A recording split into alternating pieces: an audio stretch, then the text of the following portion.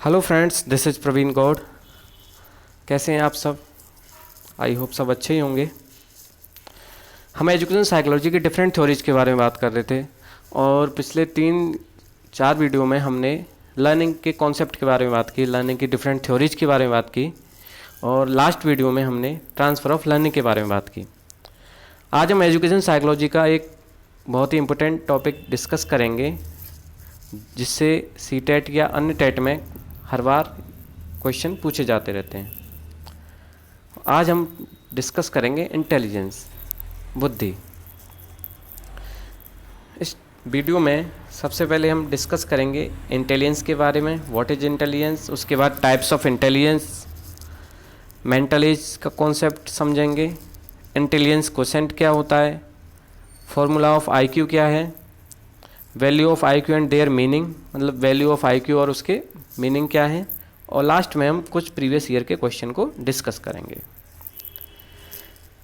चलिए स्टार्ट करते हैं आज का ये सेशन। तो व्हाट इज इंटेलिजेंस? इंटेलिजेंस क्या है, बुद्धि क्या है? बुद्धि एक ऐसा शब्द है जिसका प्रयोग आप सब अपनी डेली लाइफ में करते हैं। सबने यह शब्द सुना भी होगा। अगर आपको पूछा जाए कि बुद्धिमान व्यक्ति कौन है या उसकी क्या कैरेक्टरिस्टिक्स हैं, तो यह प्रश्न सुनकर आपके दिमाग में बुद्धिमान व्यक्ति के बारे में क्या इमेज बनेगी?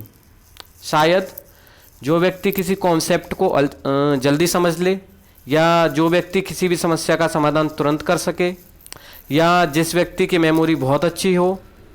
और आप में से कुछ ये भी सोच सकते हैं कि बुद्धिमान व्यक्ति वह है जो एग्जाम्स में अच्छे मार्क्स लाता है। इस तरह बुद्धि को किसी एक रूप में परिभाषित करना बहुत कठिन कार्य है, या कहें असंभव है। तो इस प्रकार हम कह सकते हैं कि बुद्धि विभिन्न क्षमताओं या एबिलिटीज का एक समूह है जिसके सहारे व्यक्ति नई सिचुएशंस में एडजस्ट करना सीखता है, अमूर्त चिंतन करना सीखता है और विभिन्न समस्याओं का समाधान करता है।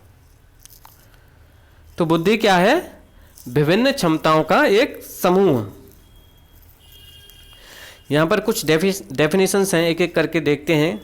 बैचलर के अनुसार बुद्धि एक सार्वजनिक क्षमता है जिसके सहारे व्यक्ति उद्देश्यपूर्ण क्रिया करता है, विवेकशील चिंतन करता है और वातावरण के सहारे प्रभावकारी ढंग से समायोजन करता है।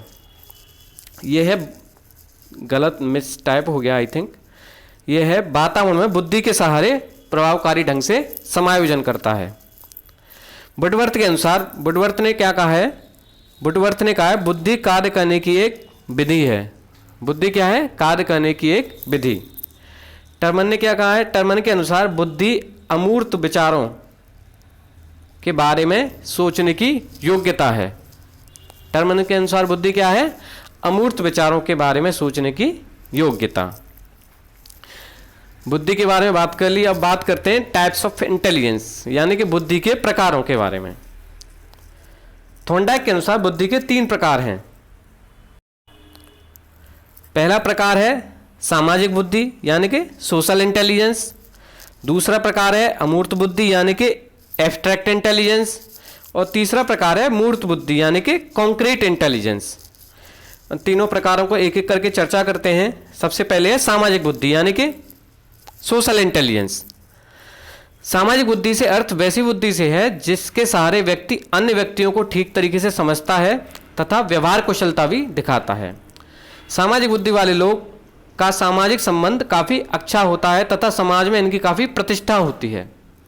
आपने देखा होगा कि काफ़ी लोग सोशल रिलेशन बहुत अच्छी तरह से मेंटेन करते हैं तथा बहुत जल्दी डेवलप कर लेते हैं। तो उनमें कैसी बुद्धि होती है? सामाजिक बुद्धि। इस बुद्धि के व्यक्ति अच्छे मंत्री, व्यवसायी, कूटनीतिज्ञ और सामाजिक कार्यकर्ता होते हैं। सामाजिक बुद्धि क्या होती है? सामाजिक बुद्धि वह होती है जिसके सहारे व्यक्ति समाज में अन्य व्यक्तियों को अच्छी तरीके से समझता है तथा व्यवहार कुशलता भी दिखाता है। दूसरी है अमूर्त बुद्धि यानी कि एब्स्ट्रैक्ट इंटेलिजेंस। अमूर्त बुद्धि वैसी बुद्धि है जिसके सहारे व्यक्ति अमूर्त चिंतन करता है क्या करता है व्यक्ति? अमूर्त चिंतन। ऐसी बुद्धि वाले व्यक्ति किसी शब्द, प्रतीक या सिंबल तथा अन्य अमूर्त चीज़ों के सहारे अच्छे से चिंतन कर लेते हैं। ऐसे बुद्धि वाले व्यक्ति अपने विचारों और कल्पनाओं के सहारे ही बड़ी बड़ी समस्याओं का समाधान कर लेते हैं। जिन व्यक्तियों में अमूर्त बुद्धि होती है वे सफल कलाकार, पेंटर, गणितज्ञ, दार्शनिक एवं कहानीकार बनते हैं। तो अमूर्त बुद्धि क्या होती है? अमूर्त बुद्धि वैसी बुद्धि है जिसके सहारे व्यक्ति अमूर्त चिंतन करता है। और जिन व्यक्तियों में अमूर्त बुद्धि होती है वह व्यक्ति अपनी कल्पनाओं के सहारे ही बड़ी से बड़ी समस्याओं का समाधान कर लेते हैं। इस बुद्धि को एक और नाम से जाना जाता है, वह है सैद्धांतिक बुद्धि। तो इस बुद्धि को क्या कहते हैं? सैद्धांतिक बुद्धि भी कहते हैं, यानी कि थ्योरेटिकल इंटेलिजेंस। आप नोट कर लेना, ये भी क्वेश्चन पूछा जा सकता है कि सैद्धांतिक बुद्धि को किस और नाम से जाना जाता है, या ये पूछ सकते हैं कि अमूर्त बुद्धि को किस और नाम से जाना जाता है। चलिए, तीसरी है मूर्त बुद्धि, यानी कि कॉन्क्रीट इंटेलिजेंस।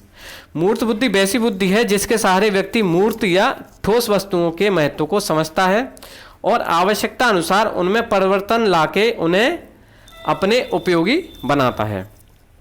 इस बुद्धि के व्यक्ति आगे चलकर एक अच्छे इंजीनियर या कुशल कारीगर बनते हैं। तो अगर आपसे पूछा जाए कि एक अच्छा इंजीनियर किस तरह की बुद्धि को मेंटेन करता है, या एक अच्छे इंजीनियर में किस तरह की बुद्धि होती है, तो इसका आंसर होगा मूर्त बुद्धि या कॉन्क्रीट इंटेलिजेंस। इस बुद्धि को भी एक और नाम से जाना जाता है और वह है व्यवहारिक बुद्धि, यानी कि प्रैक्टिकल इंटेलिजेंस। तो मूर्त बुद्धि को क्या कहते हैं? व्यवहारिक बुद्धि भी कहते हैं। और अमूर्त बुद्धि को क्या कहते हैं? सैद्धांतिक बुद्धि या थ्योरेटिकल इंटेलिजेंस। चलिए, ये तो हो गए बुद्धि के प्रकार। अब बात करते हैं मेंटल एज, यानी कि मानसिक आयु। मानसिक आयु क्या है? आयु तो आप सब लोग जानते हैं कि आप कोई 20 साल का है, कोई 21 साल का, कोई 25 साल का। तो ये मेंटल एज कहाँ से आ गई? मानसिक आयु। मानसिक आयु आप कैसे बताएंगे कि मानसिक आयु किसी व्यक्ति की इतनी है? चलिए देखते हैं। मनोवैज्ञानिकों ने व्यक्ति की आयु को दो भागों में बांटकर अध्ययन किया है। पहली है तैथिक आयु और दूसरी है मानसिक आयु। तैथिक आयु यानी कि क्रोनोलॉजिकल एज। तैथिक आयु से क्या तात्पर्य है?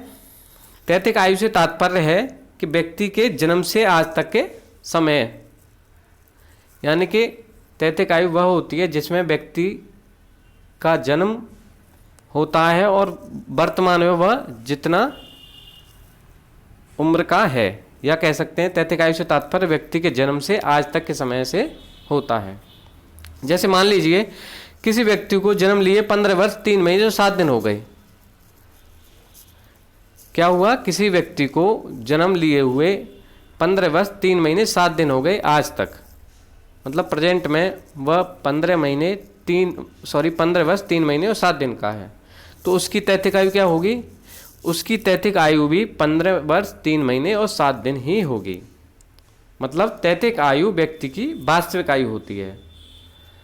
तो तैथिक आयु क्या होगी? आप सबकी तैथिक आयु क्या होगी? जो आपकी वास्तविक आयु है।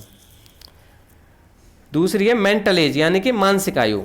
इसका प्रतिपादन बिने तथा साइमन द्वारा किया गया। मानसिक आयु एक ऐसा प्राप्तांक है, यानी कि स्कोर है, जिसका निर्धारण अपनी उम्र या अपने से कम या अधिक उम्र के बच्चों के एवरेज परफॉर्मेंस के साथ तुलना करके किया जाता है। एक उदाहरण से समझते हैं। मान लिया जाए कि कोई बच्चा जिसकी तैथिक आयु या वास्तविक आयु 6 साल की है, वह 8 साल के बच्चों के लिए बने बुद्धि परीक्षण यानी कि इंटेलिजेंस टेस्ट पर सफल हो जाता है। तो उस बच्चे की मानसिक आयु कितनी होगी? 8 साल। लेकिन उसकी रियल एज क्या है? 6 वर्ष, जबकि वास्तविक आयु 6 वर्ष है।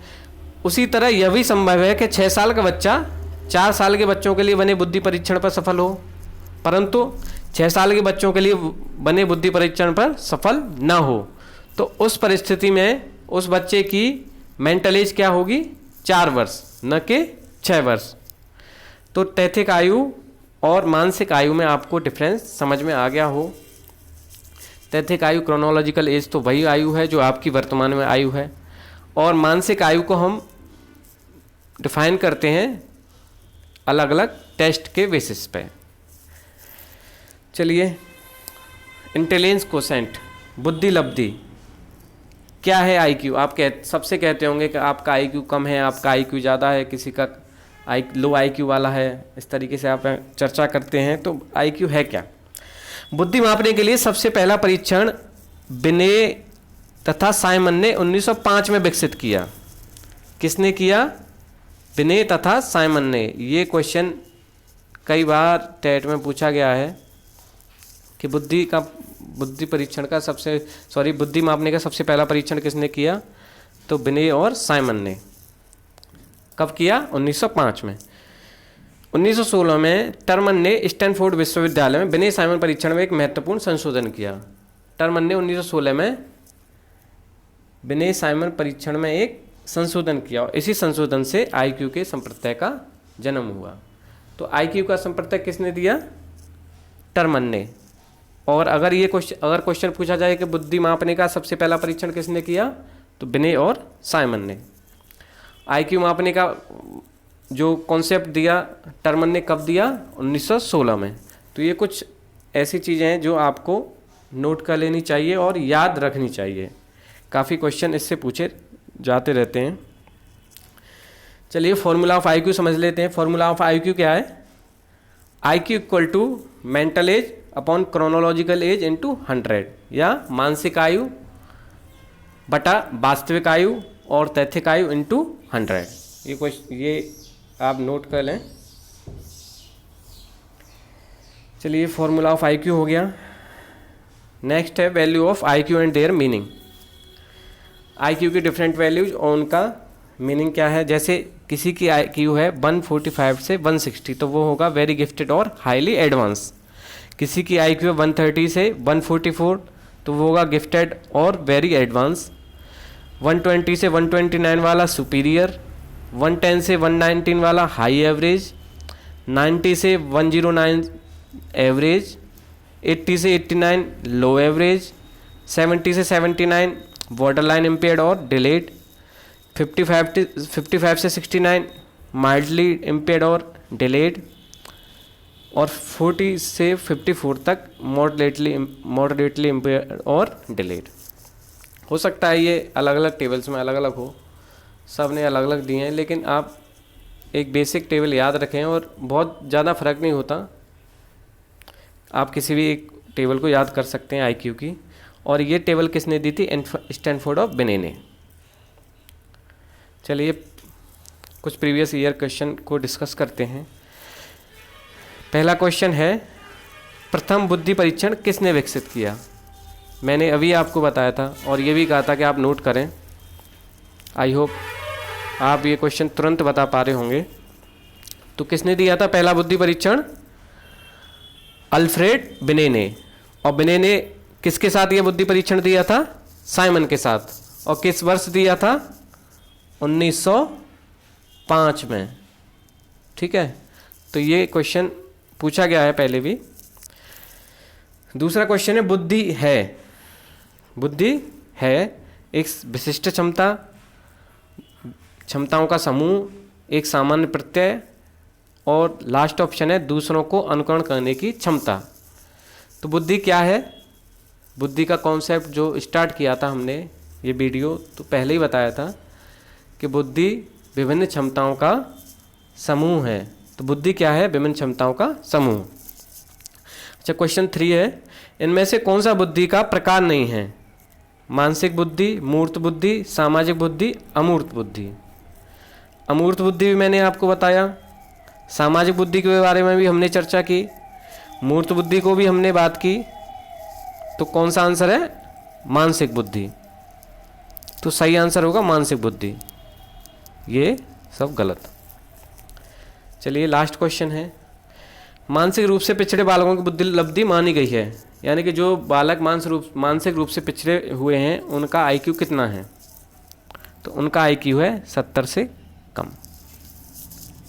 चलिए, तो आज का ये टॉपिक यहाँ समाप्त होता है। आई होप ये आपको क्लियर हो गया हो और आप इससे रिलेटेड सारे क्वेश्चंस को एग्जाम में अच्छे से ठीक ढंग से कर सकें। वीडियो अगर आपको पसंद आया हो तो लाइक का बटन दबाएं और ज़्यादा से ज़्यादा अपने फ्रेंड्स के साथ शेयर करें और चैनल को सब्सक्राइब करें। Okay, thank you all for watching this video.